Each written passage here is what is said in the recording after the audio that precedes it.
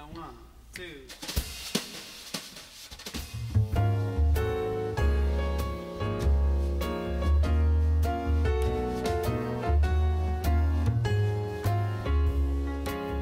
Hi, I'm Nick Manojlovic. Welcome to Savoir Faire and welcome back to the 50s.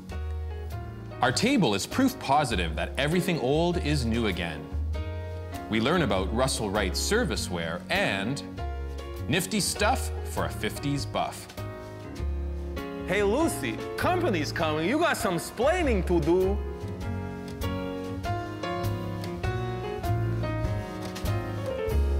Welcome to my apartment circa 1950, complete with a classic dinette set and even a bowl of plastic fruit. Just a minute. Let me bring you into the 90s. This is a 50s Redux. We're recreating a classic 50s meal. And it's so appropriate considering this table setting. Look at this old table with a classic red top. It's a real hard and sturdy arborite. But it's these chairs with these nifty bolts here and also this flower pattern. It's antique and it's classic. Look what happens though when I place down these yellow placemats. Things are starting to look pretty good for dinner. I'm gonna lose the bowl of fruit and continue setting the table. This China pattern is perfect for our 50s table. It's by a company called the Royal China Company, and I especially liked this gray patterned design on the plates because it matches the chairs. Now, believe me, if you only have a solid colored plate or China service at home, use it. You don't have to go out and spend a fortune on a whole new China pattern just to do a themed dinner. But if you can, go out and pick up something new. It's always great to add new stuff to your collection. Now, this service was also great because it has a soup bowl and also this small nappy. And in my mind, I'm already seeing a wicked 50s breakfast as an afterthought.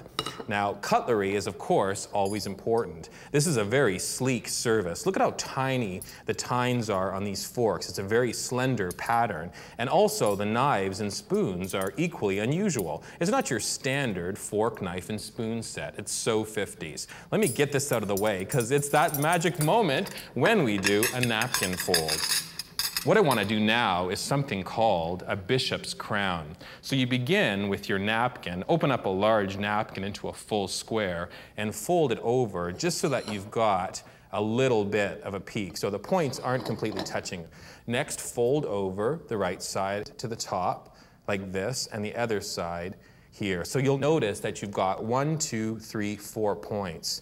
Go to the bottom of the napkin and fold up again, just till you meet it, and then fold it down. Now, you're gonna have to rewind and play this over and over till you get it right. Watch what happens as I turn it around and curve these ends. You'll be able to tuck this in and create something called a bishop's crown.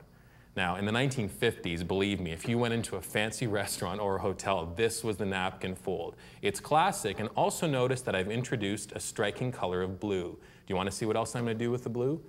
Look for the glassware, and I promise you a centerpiece that will speak volumes to this table. I really love this glassware, and as a matter of fact, I'm positive my mom had a set of it. And I've heard that this glassware was offered at the local gas station whenever you had your 57 Chevy filled up with a tank of gas. These small, squat glasses are very attractive. They're a Russell Wright pattern, and I especially like the gold dots complemented by the turquoise dots. I'm not sure what I'll serve yet as beverages, but boy, they'll be good, I can guarantee you that. These service pieces are totally cool, and I was especially attracted by the nifty design and also the unusual shape. So maybe some ketchup, mustard, and different condiments. After all, I have these pieces here, which I still haven't really discussed, but this attractive platter, this covered vegetable dish, you know what? I smell some meatloaf and mac and cheese coming right up.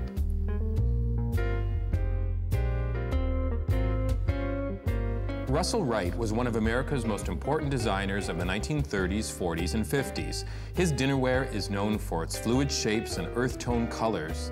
He introduced to middle-class America housewares that, in his opinion, were informally modern. Examples of Russell Wright's work are now part of many American museum design collections, including New York's Metropolitan Museum of Art and the Cooper Hewitt Design Museum. But we're lucky enough to have some fine examples of Wright's works here today, thanks to Joan Sternthal. Joan is a collectibles expert and antique dealer extraordinaire. Joan, you've brought the right stuff. which is right on. Right on. Let's go. I like that, Nick. So I brought you dinnerware. Different examples of his dinnerware, 2 styles, and we'll start off with his American Modern, and that's what he's probably best known for because he really wanted to give the American mass a modern design and introduce them to modernism. Good for him. Yeah, you know? but he was interested in masses, not classes, which is kind of a cool, like, philosophy that everyone should be. Anyway, so this is an example of his American Modern design. So which pieces are American? This is, the pitcher is American Modern, the creamer and sugar, the vegetable bowl, the chartreuse. This is called a chop plate, Mr. Chartreuse, yeah? My Russell Wright shirt. This is actually Russell Wright shirt.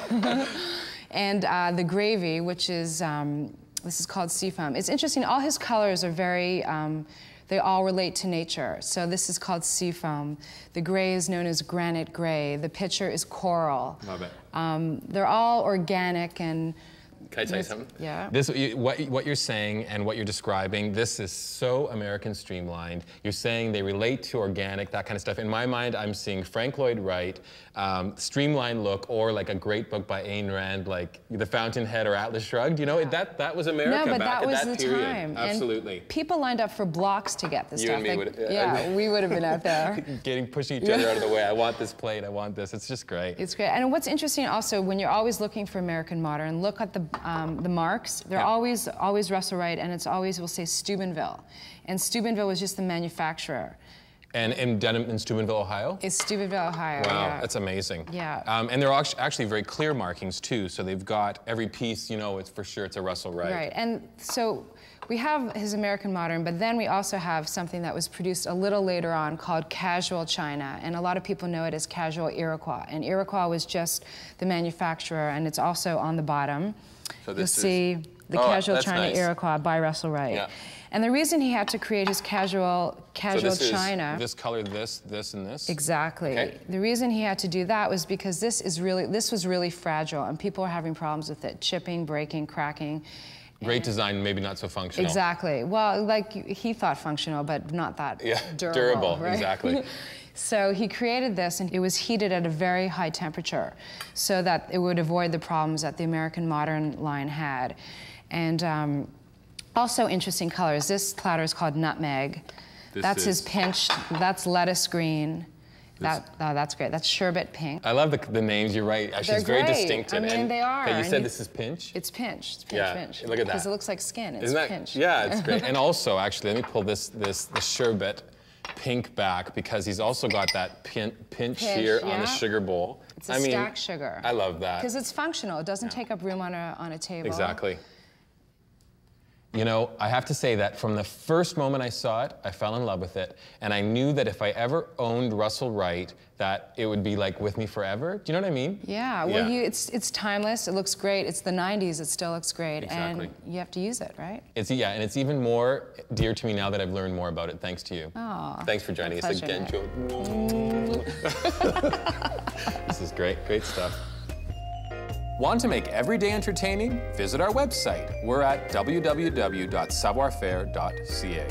Coming up on Savoir Faire, 50s meatloaf, 90s style, and 50s flowers, fabulous.